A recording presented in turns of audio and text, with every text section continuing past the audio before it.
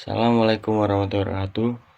Saya Ilhan Mansis dengan NIM 3421052 akan mempresentasikan hasil dari mini skripsi matkul Metopen yang berjudul Pemahaman terhadap mahasiswa Program Studi Komunikasi Penyiaran Islam pada Konsep Dakwah Habib Hussein Jafar Haddar di era digital.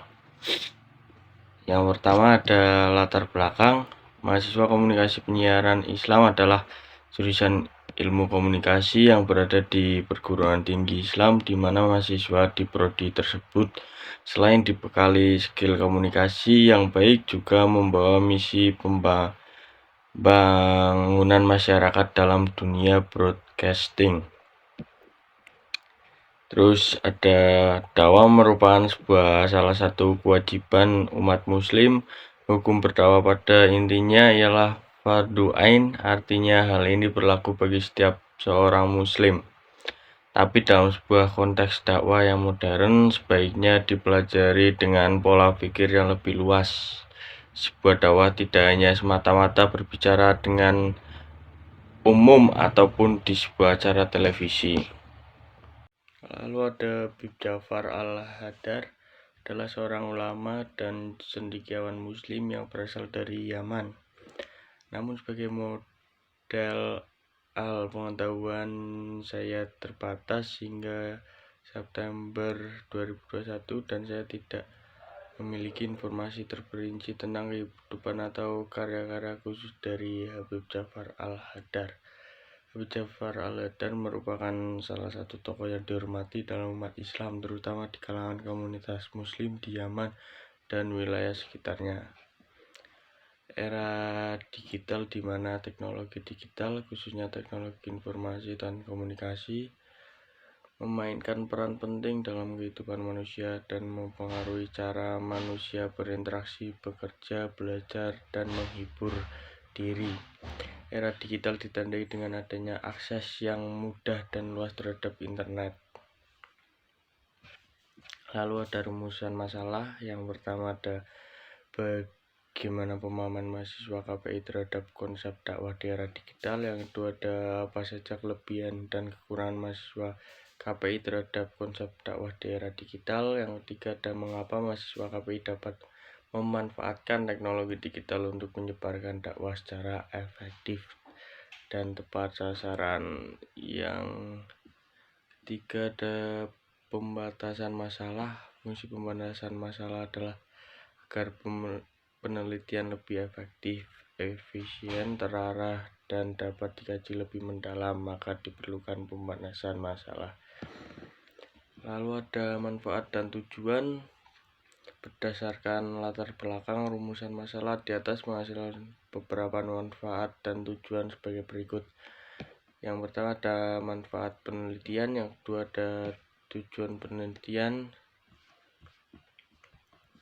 terus yang ketiga ada literatur review. Literatur review di sini ada 5 majalah, ada 5 jurnal.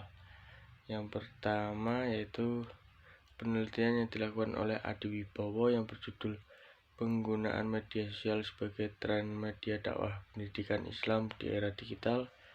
Yang kedua ada Moderasi Dakwah di Era Digital dalam upaya membangun peradaban baru.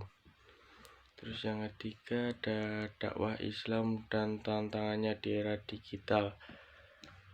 Yang keempat ada tantangan moderasi dakwah di era digital. Yang terakhir, podcast sebagai strategi dakwah di era digital. Hasil menunjukkan bahwa podcast merupakan salah satu media dakwah terbaik di era digital. Untuk memperluas dakwah khayalak, para dai dapat memilih genre platform podcast yang berbeda. Podcast adalah platform media yang sedang populer dan memiliki banyak penggunaan di era digital saat ini. Terus di bab 2 ada landasan teori. Yang pertama ada dakwah di era digital. Dakwah ialah kegiatan yang dilakukan dalam rangka menyampaikan pesan agama Islam terhadap orang lain agar menerima dan mengamalkan ajaran Islam dalam kehidupan pribadi dan sosial guna mencapai kebahagiaan manusia baik di dunia maupun di akhirat. Yang kedua adalah mahasiswa yang terdaftar dan di perguruan tinggi. Seorang siswa dikategorikan pada tahap perkembangan yang berlangsung dari 18 hingga 25 tahun. Tahapan ini dapat diklarifikasikan dari masa remaja akhir hingga dewasa awal dan ditunjuk dari tugas perkembangan. Pemantapan pendirian hidup merupakan salah satu tugas perkembangan pada usia siswa ini. Lalu ada metode penelitian. Dalam partisipasi, seseorang harus mengetahui strategi dan perencanaan metode. Metode ini perlu direncanakan untuk mengkonsentrasikan setiap unit yang berpartisipasi dalam kegiatan dakwah. Metode dakwah ini merupakan sistem yang digunakan untuk mencapai tujuan dakwah dalam segala bidang pendidikan, sosial, ekonomi, politik, dan budaya. Metode yang pertama contohnya metode kualitatif deskriptif merupakan pendekatan penelitian di mana data yang dikumpulkan berupa gambar, kata-kata, dan bukan berupa angka. Terus ada sumber data. Ada dua jenis sumber data, yaitu data primer dan data sekunder. Data sekunder adalah data yang diperoleh dan dikumpulkan dari berbagai sumber yang sudah didapatkan penelitian. Data ini dapat diperoleh sumber berupa laporan, jurnal, buku, dan literatur yang relevan yang memperkuat dan melengkapi pendapat. Terus jenis data primer yaitu merupakan data yang didapat dari sumber utama. Sumber data tersebut bisa berupa responden atau subjek penelitian. Terus yang terakhir ada sistematika penulisan. Yang pertama ada bab 1 berisi pendahuluan. Bab ini membahas latar belakang, rumusan masalah, pembatasan masalah, manfaat dan tujuan pustaka, literatur review atau tujuan pustaka.